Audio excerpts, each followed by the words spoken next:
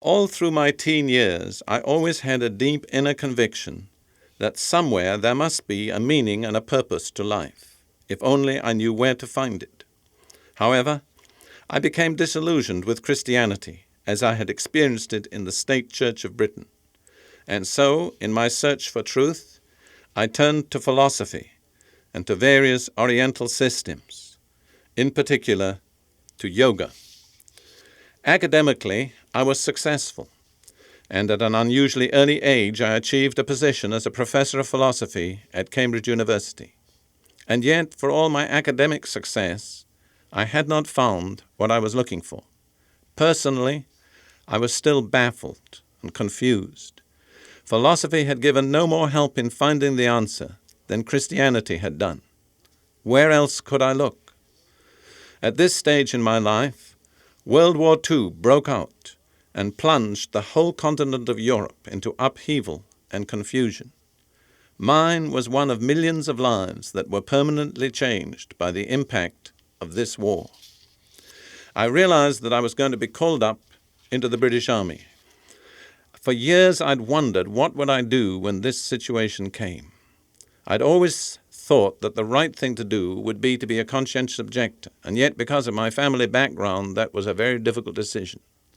It was not that I based my conclusions on Christianity, I based them on philosophy. Eventually I took the stand of a conscientious objector, went before a tribunal, my objections were accepted as valid, and I was drafted into the Army Medical Corps as a hospital attendant with the guarantee that I would never be required to use military weapons. So there I was, at the end of a stage in my life, about to leave Cambridge University, about to go into a totally different type of life, totally different environment, an unknown future. The thing that troubled me most was that I was going to have to leave behind the libraries that I was used to. Up to that time, I'd had some of the largest and best stocked libraries in Europe available to me any time I wanted to consult a book. Now I was going into the British Army, and I knew that I would have to carry all my worldly possessions in a long black bag that in the Army is called a kit bag. And books are heavy. I didn't want to drag a lot of books around with me, yet I just had to have something to read. So at that point I reasoned with myself in a philosophic sort of way, and I said, now there's one book in the world that is more widely read and more influential than any other book in human history. And it's a kind of book of philosophy, and I don't know much about it. I ought to study it. You know the book that I had in mind? The Bible. And I'm glad that even in those days I had enough sense to recognize the unique significance of the Bible in human history. Undoubtedly, it was what I termed it, the most widely read and influential book in the history of the human race. So I determined it was my philosophic duty to take a Bible with me and read it in the Army. I bought myself a nice new black Bible and went into the British Army with it. But I didn't realize that when a person reads the Bible in the Army, he becomes extremely conspicuous. I'll always remember my first night in the barrack room with about 24 other new enlisted soldiers. I sat down on the bed, opened my Bible, and started to read it. I said to myself, where do you start any book? And the answer is at the first chapter. So I began Genesis chapter 1, verse 1. But as soon as the other soldiers saw me reading my Bible, a kind of uneasy hush fell on the whole room, and everybody began to look my way. But the extraordinary thing was that when I wasn't reading the Bible, I was living a life that's very unlike that of the life that's led by most people who read the Bible. I'm ashamed when I look back, but I have to say this. I'd become a very heavy drinker of whiskey. I wasn't an alcoholic, but whenever I was frustrated, I would turn to whiskey for release, and the only release I got was by drinking too much. Worse still, I was a habitual blasphemer. I say this with deep regret and shame, but I used continually unclean and blasphemous words. I was bad when I went into the Army, and after 6 months in the Army, I was awful. Basically, the British Army is probably the most blasphemous group of men found anywhere in humanity, and I was as bad as the rest. So there I was, reading my Bible, drinking my whiskey, blaspheming, baffling everybody, and baffled myself. The Bible baffled me. It was the first book that I had read that I didn't understand. I didn't know how to classify it. Was it history? Was it mythology? Was it poetry? Was it philosophy? It didn't seem to fit into any of those categories. And I found it very hard going, very boring.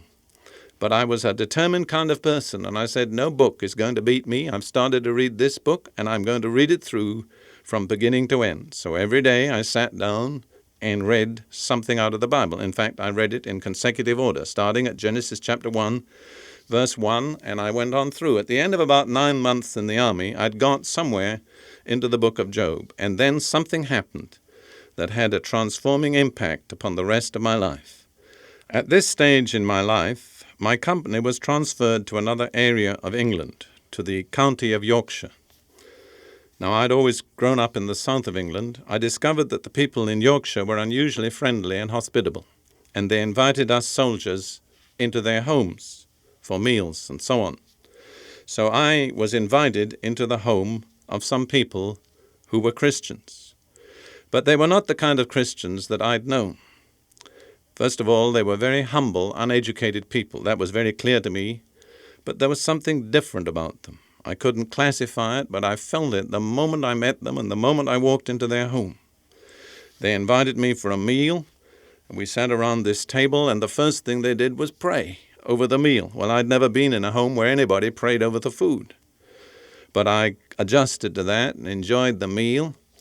And then at the end of the meal, without any warning, they started to pray again. There was about 7 or 8 people around this big oval table, and I realized to my horror that they were praying in turn, and that my turn was coming, and quickly.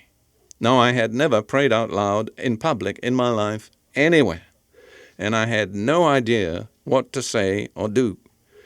It would be no exaggeration to say that panic gripped me.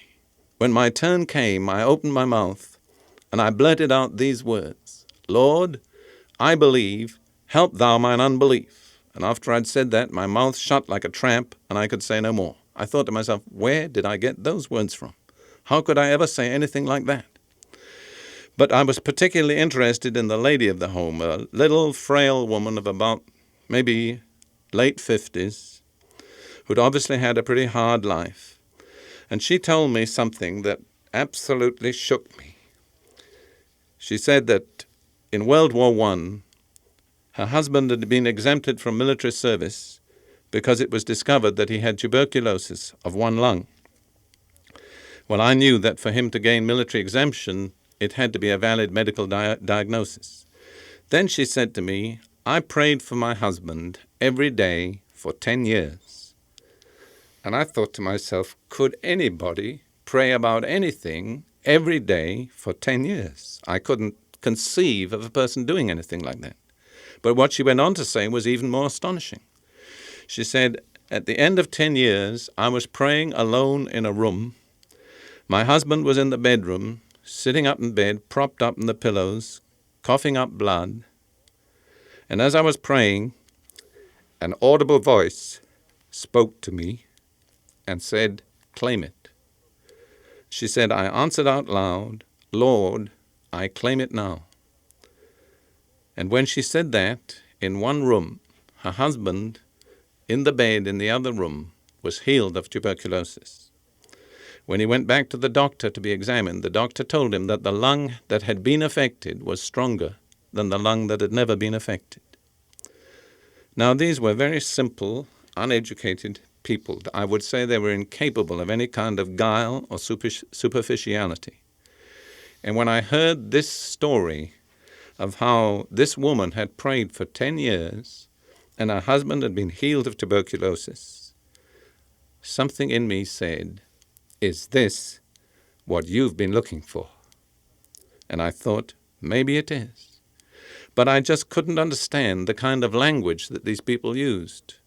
I could say honestly, if they'd spoken Greek, I would have understood them better. They could not communicate to me what it was that they had or how they got it. Also, there were 3 questions in my mind. If I get involved in this, what will happen to my university career? What will my friends say? And what will my family say? was bad when I became a conscientious objector, but suppose I were to become a religious fanatic. What would my family say?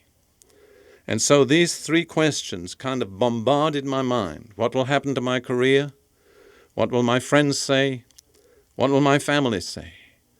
And I was still baffled, confused, frustrated.